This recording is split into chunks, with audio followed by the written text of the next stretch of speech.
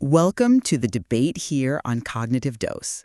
We are here, as always, curing blind spots and shattering cognitive bias.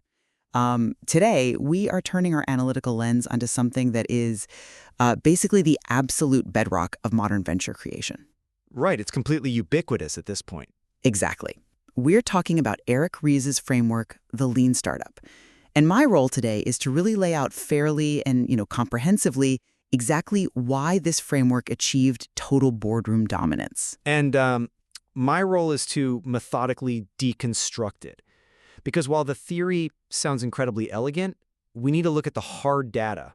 I'll be digging into the behavioral economics and retrospective analyses to expose the epistemological and ethical blind spots of the methodology. I mean, it's a bold claim to attack the dominant methodology of the decade. But let's set the historical table first, because, you really cannot understand the triumph of the lean startup without understanding the trauma of the late 1990s. Yeah, the dot-com bubble. Right. Back then, the standard business practice was the waterfall method. You basically assumed market conditions were entirely static. So you spent 2 years isolated in a basement, engineering a pristine, theoretically perfect product based on these elaborate, highly speculative business plans. Which was obviously catastrophic. Totally. You'd spend $30 million, throw a spectacular launch party, and then realize absolutely zero people actually want to buy what you built. So Eric Ries introduced a radical new thesis.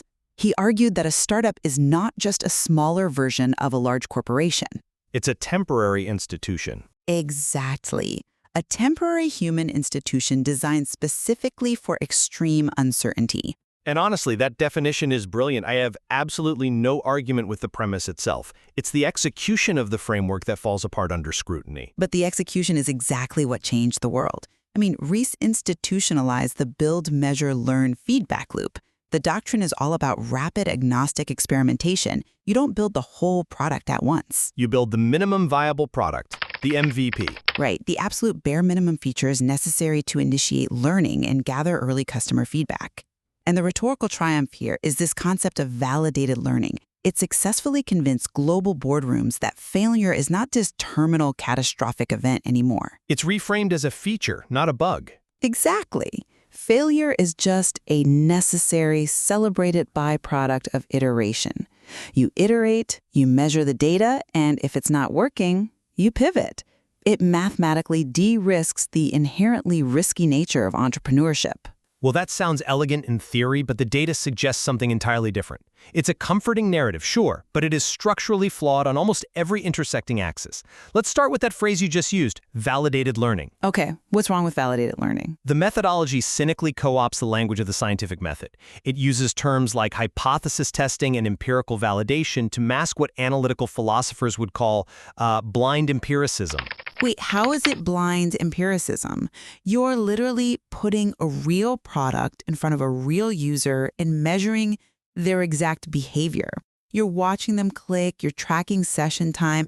That is the definition of objective observation. But true scientific inquiry relies heavily on structured controls, right? Strict falsifiability, the isolation of variables, and the attainment of statistical significance.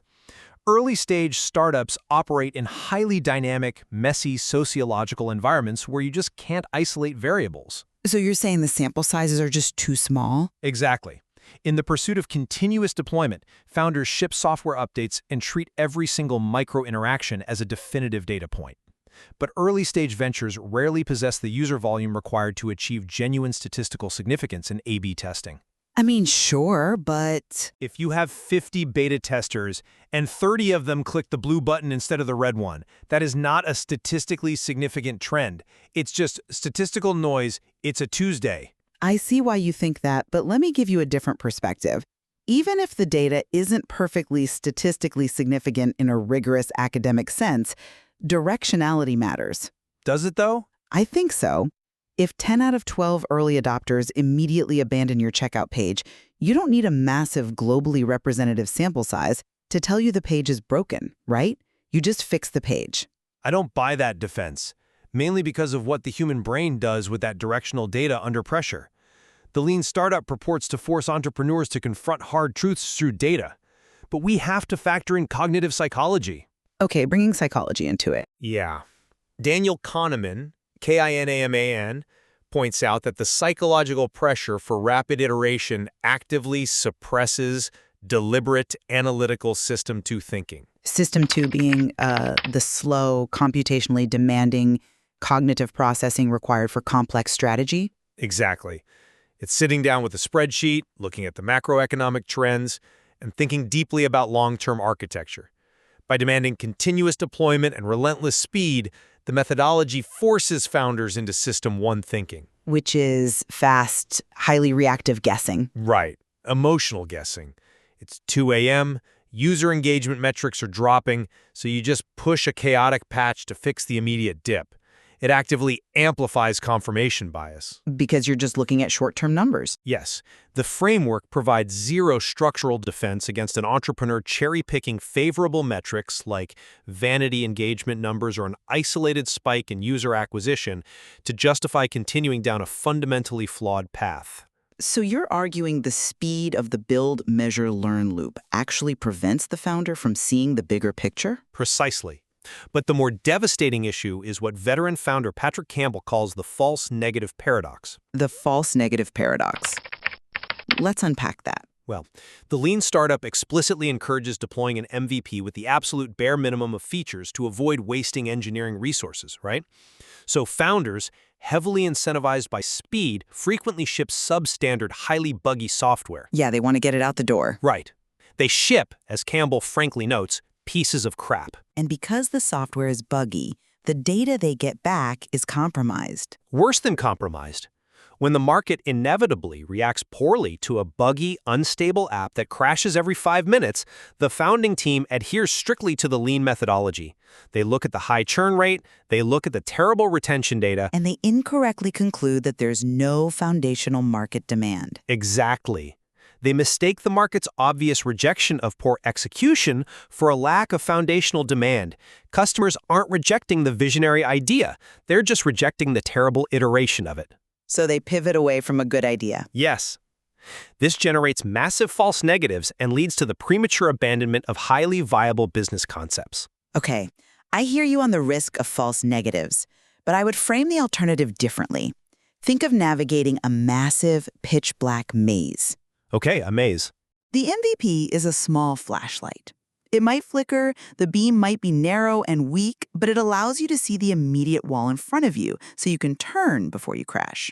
A flickering flashlight is great if you're in a simple, flat maze. But the alternative, the waterfall method, is attempting to draw a perfect, high-fidelity map of the entire maze while utterly blindfolded. Isn't failing fast with a flickering flashlight inherently better than spending years isolated in a basement building something nobody wants? Well, let's unpack the hidden assumption there. What if the maze is filled with traps? Or what if you turn a corner and there's a massive chasm? A flickering flashlight doesn't help you build a suspension bridge, it just shows you the edge of the cliff. So you're saying some products just require the bridge? Yes, that's what Keith Rabois, general partner at Founders Fund, points out regarding true high-capital, 0-to-1 innovations, category-defining products, like the early iterations of the iPhone, or commercial spaceflight operations like SpaceX. They violently violate the MVP model. Because they require massive upfront capital. Massive capital, immense engineering effort, and years of secretive development before any semblance of product-market fit can be safely tested. You cannot beta test a reusable rocket with a minimum viable launch. Well, obviously not. Right. You don't sequence your development behind early evidence of market fit. You dictate market fit through sheer technological superiority and visionary force. I'm not sure I concede that entirely. You're bringing up orbital mechanics, but let's look at hardware innovation closer to Earth. Look at Tesla. Okay, Tesla. They didn't start by building a multi-billion-dollar gigafactory to mass produce the Model 3. That would have been the waterfall method, and it would have bankrupted them immediately. Their MVP was the original Roadster. The Roadster was hardly a minimum product in the software sense. But they quite literally took an existing Lotus chassis, shoved an electric motor into it, and sold it to a handful of rich early adopters just to validate that humans would actually pay for a high-performance EV. They did sequence their development based on early market validation. They just had a much more expensive flashlight. I'll grant you the Roadster was a phased rollout, but let's stay with your flashlight analogy for a second. Let me ask you, who exactly is in the maze with you, and what are you exposing to the light? What do you mean? The customers? Yes, at its core, this framework treats human users as unwitting experimental subjects. The methodology openly encourages tactics like the Wizard of Oz test. Right, where a startup presents a highly polished front-end user interface, implying a sophisticated automated solution exists, when in reality, the back-end processes are entirely non-existent. It's just the founders manually executing tasks behind the scenes. You put up a landing page that promises AI-driven financial matching, but behind the scenes, it's just two founders frantically copy-pasting data into Excel to simulate the AI. But the defense of that is resource efficiency. It's efficiency through deception. Well, you validate that people actually want AI-driven financial matching without spending a year writing millions of lines of complex machine learning code. But it is fundamentally predicated on the active deception of the consumer. The user is unknowingly participating in a corporate stress test, donating their highly valuable time and personal data to an entity that views their frustration simply as a negative metric to optimize. I think users are a bit more resilient than that. Maybe for a social media app, but that ethical breach becomes terrifying when founders attempt to apply MVP logic to critical sectors, like healthcare technology or financial infrastructure. A buggy MVP in a medical diagnostic tool or an algorithmic trading platform doesn't just yield a poor user experience. It causes actual harm. Exactly. A glitch in a medical app is a misdiagnosis. It results in tangible human harm. I mean, I agree in the healthcare space, but in general software, tech-savvy early adopters generally understand what they're signing up for. They enjoy being part of the bleeding-edge development process, and they actively forgive bugs because they want to see the technology exist. That is a very specific type of consumer, though. Furthermore, let's look at the alternative. Operating in stealth mode. If ideas are truly cheap and execution is everything, isn't hiding in stealth mode to protect your pristine idea just a comforting excuse for founders who are paralyzed by the fear of facing the real market? It is not an illusion or an excuse. It is economic survival. When you shine your flashlight around the maze, you aren't just illuminating the walls, you are broadcasting your position to the monsters. The monsters being corporate incumbents? Yes. Extensive empirical research conducted at the Wharton School highlights a catastrophic downside to early market experimentation, the systematic destruction of appropriability. Wait, when you say appropriability, you mean the structural ability of a company to actually hold on to the value it creates, right? Because if you just hand the blueprint to the market, you can't capture the upside. Precisely. To survive, you must prevent well-capitalized incumbents from immediately copying your invention. And this vulnerability is heavily exacerbated because of the 2014 Alice Corp Supreme Court decision. Ah, right, the software patent ruling? In plain English, the Supreme Court basically ruled that you cannot patent an abstract idea just because you execute it on a computer. Before 2014, maybe you could patent a unique software workflow. Now it is significantly more difficult to secure formal software patents. So if a startup launches a bare-bones MVP early to test a novel workflow, they have absolutely no legal shield. None whatsoever. Andre Contagiani's quantitative analysis of 1,200 software startups established a direct, undeniable negative correlation between high levels of early lean experimentation and long-term financial performance in weak patent regimes. Wow, 1,200 startups. Yes, by broadcasting their novel concepts to the open market before erecting formidable defensive barriers like deep network effects or incredibly complex back-end infrastructure, lean startups essentially serve as free, unpaid R&D laboratories for massive tech conglomerates. I see the mechanics of that. A giant tech company observes your MVP, sees that you've achieved validated learning, and realizes there is a real market there. They let you take all the risk. Right. They wait for you to absorb the initial risk of proving the demand, and then they just look at your screen, copy the workflow, and use their massive engineering team to build the back end over the weekend. They clone the concept and crush you with superior distribution. Exactly. The lean startup methodology systematically encourages founders to violate their fiduciary responsibility to their own firm's long-term survival by giving away the only advantage they have: secrecy. Okay, so releasing a naked MVP leaves you incredibly vulnerable to corporate cloning in a weak IP regime like the US. But even if we ignore the legal risks of intellectual property theft, that entire fail fast, fix it later mindset relies on a massive assumption. Which is? It assumes you have the legal and cultural luxury to actually move fast. And that exposes a massive geographic blind spot in the framework. Oh, it is an extreme myopia. The framework was incubated entirely within the highly anomalous, hyper-capitalized environment of Silicon Valley. Its foundational assumptions regarding regulatory speed, consumer behavior, and social dynamics are inextricably tethered to a weird context. Weird being Western, educated, industrialized, rich, and democratic. Yes, and the data proves this geographical bias definitively. A comprehensive review of 118 global academic studies analyzing the lean startup methodology revealed that only a staggering 2.5% focused on Southeast Asian contexts. So basically, when you export Western entrepreneurial logic to non-Western emerging markets, the underlying mechanics of the methodology just collapse. Completely collapse. Consider institutional friction. The lean loop mandates conceptualizing, launching, failing, and pivoting within weeks. That relies on a frictionless regulatory environment that simply lets you push code immediately. Which isn't the reality everywhere. Far from it. In Indonesia, for instance, an entrepreneur attempting to launch a minimum viable fintech product must navigate a rigid regulatory licensing process that routinely takes 6 to 12 months to clear. Hold on, so if a startup in Jakarta launches an MVP and it fails the market test, they can't just push a new codebase update over the weekend? Exactly. The fail fast mandate is legally impossible there. If you pivot the core function of your app, you trigger an entirely new, year-long bureaucratic approval cycle. It induces severe legal paralysis and total capital exhaustion. You literally run out of money waiting for the government to let you pivot. You're dead in the water. But surely there are workarounds for regulatory hurdles. What about the customer side? Can't you iterate with the users? The cultural dissonance is even worse on the user side.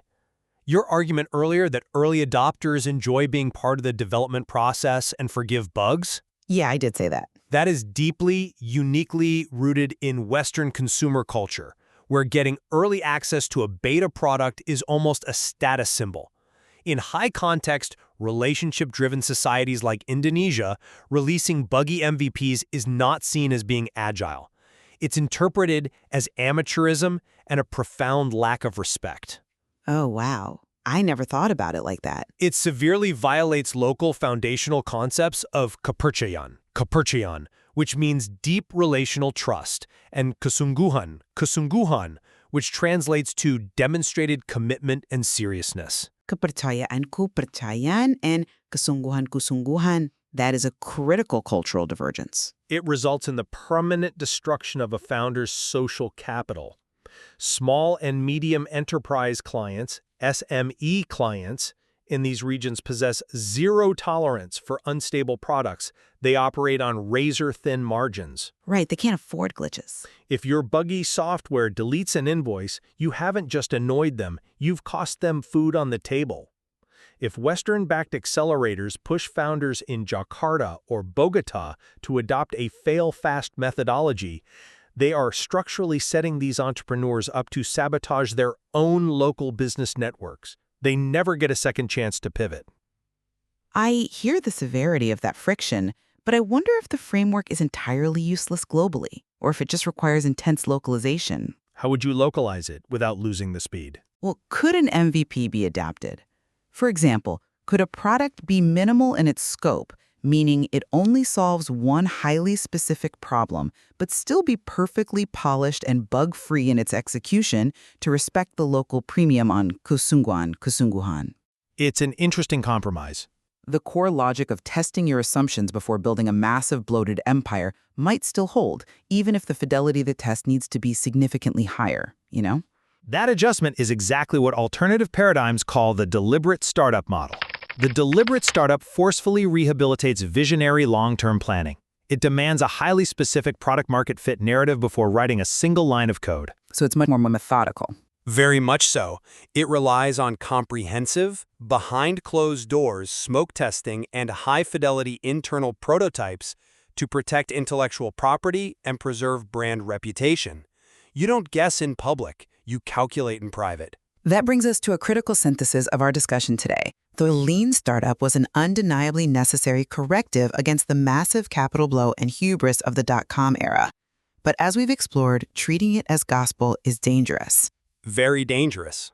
It acts more as a narrow heuristic for low-barrier software than a universal law of physics for venture creation. It clearly struggles with the ethical commodification of users, the structural loss of intellectual property, the realities of breakthrough hardware, and cross-cultural translation in emerging markets. There is definitely much more to explore in the material regarding the deliberate startup model and how founders can balance agility with necessary strategic depth. Absolutely. Any final thoughts before we wrap up? I will leave you with this final observation on why the lean startup remains so incredibly dominant in the cultural zeitgeist despite all of these structural flaws. Survivorship bias. Survivorship bias. Yes. The framework relies heavily on the post hoc analysis of massively successful technology companies like Dropbox or Airbnb. We look at their success and we map their chaotic journeys retroactively onto the build, measure, learn loop. We fit the story to the framework. Exactly.